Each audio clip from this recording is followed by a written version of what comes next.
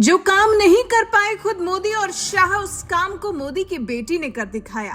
BJP में खत्म हो गया नूपुर शर्मा का वनवास। मोदी की बेटी की एंट्री देख बौखला जाएगा पाकिस्तान। जी हां, जब पूरे देश में वक्फ बोर्ड कानून पर बवाल मचा हुआ है, बंगाल से लेकर बांग्लादेश तक हालात बेकाबू हो रहे हैं, इसी बीच में नूपुर शर्मा की एंट्री कट्टरपंथियों के जले पर नमक डालने जैसी है।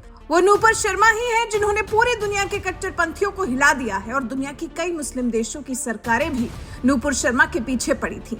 लेकिन अब लगता है फिर से बीजेपी को नूपुर शर्मा की जरूरत पड़ गई है। तभी तो खुद दिल्ली के मुख्यमंत्री को नूपुर शर्मा से मिलना पड़ा है, गले लगना पड़ा और जय श्री राम के नारे भी लगाने पड़े।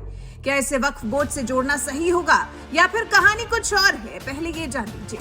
नूपुर शर्मा की छवि इस वक्त वही है जैसी यूपी में योगी आदित्यनाथ की है। यही वजह है कि दिल्ली में बीजेपी की जीत के बाद नूपुर शर्मा को मुख्यमंत्री बनाए जाने की मांग भी हो रही थी। सोशल मीडिया पर उस वक्त सबसे पहले नंबर 1 पर नूपुर शर्मा ट्रेंड कर रही थी। 2022 की वो घटना तो आपको याद ही होगी जब पैगंबर पर एक बयान देने के बाद देश और दुनिया में बवाल मच गया था। उस दौरान नूपुर शर्मा के पीछे पाकिस्तान से लेकर 57 मुस्लिम देश पड़ गए थे। लेकिन इसके बाद भी नूपुर शर्मा ने हार नहीं मानी। हालांकि नूपुर शर्मा का उस दौरान साथ देने वालों की लिस्ट में डच सांसद गिट विल्डर्स भी सबसे ऊपर थे। उस दौरान गिट विल्डर्स ने कहा था, भारत को नूपुर शर्मा पर गर्व करना चाहिए। अब खबर है कि नूपुर शर्मा को लेकर मोदी शाह कोई बड़ी प्लानिंग कर रहे हैं। दिल्ली चुनाव के दौरान भी बीजेपी अध्यक्ष वीरेंद्र सचदेवा ने कहा था कि नूपुर शर्मा को सही वक्त पर सही जिम्मेदारी दी जाएगी और उसके बाद ये पहली तस्वीर है जब नूपुर शर्मा से दिल्ली के मुख्यमंत्री रेखा गुप्ता मिली है। ये मुलाकात हनुमान जयंती के दिन हुई।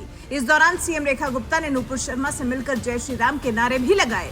ये खबर पहले से चल रही थी कि बीजेपी नूपुर शर्मा को दिल्ली में लॉन्च कर रही है और दिल्ली सरकार में कोई बड़ी जिम्मेदारी देने वाली है।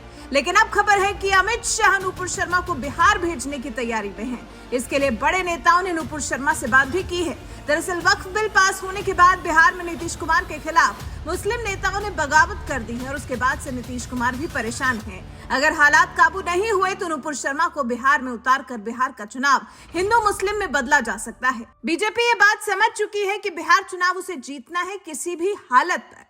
लेकिन मुस्लिम वोट बैंक वक्फ बिल की वजह से इस बार और ज्यादा कटेगा, इसलिए जितना नुकसान होगा उससे ज्यादा नूपुर शर्मा की एंट्री कराकर हिंदू वोट बैंक की भरपाई की जाएगी। नूपुर शर्मा ही मोदी शाह के लिए आखिरी विकल्प क्यों है, इसकी वजह भी आपको बताते हैं। विपक्ष को ये बात पता है कि मोदी सरकार चलाने के लिए नीतीश और नायडू बीजेपी की कमजोरी है। अगर बिहार में नीतीश को झटका लगा तो इसका असर केंद्र में टकराव में बदलेगा। इसलिए अब अपना आखिरी इक्का नूपुर शर्मा को बीजेपी फिर से बहाल करने की तैयारी में है। नूपुर शर्मा की तरह ही टी राजा को भी पार्टी से निकाला गया था, लेकिन तेलंगाना चुनाव के दौरान बीजेपी ने टी राजा को वापस बुलाया और इसका फायदा भी बीजेपी को तेलंगाना में हुआ था। अब बिहार में बीजेपी नया दाव चलने की तैयारी में है। नूपुर शर्मा को लेकर बीजेपी के अंदर भी ये मांग उठ रही है कि उनको जल्द से जल्द बहाल किया जाए और सीएम रेखा गुप्ता और नूपुर शर्मा की इस तस्वीर के आने के बाद ये तय हो गया है कि बीजेपी कोई बड़ी जिम्मेदारी देने जा रही है। दूसरी तरफ वक्फ बोर्ड बिल का विरोध करने वालों को नूपुर शर्मा की वापसी शायद पसंद नहीं आएगी। वैसे नूपुर शर्मा को लेकर आपकी क्या राय है, कमेंट कर हमें जरूर बताइएगा। साथ ही हमारे इस वीडियो को ज्यादा से ज्यादा शेयर करिए और हमारे चैनल को सब्सक्राइब कर बेल आइकन दबाना बिल्कुल मत भूलिए।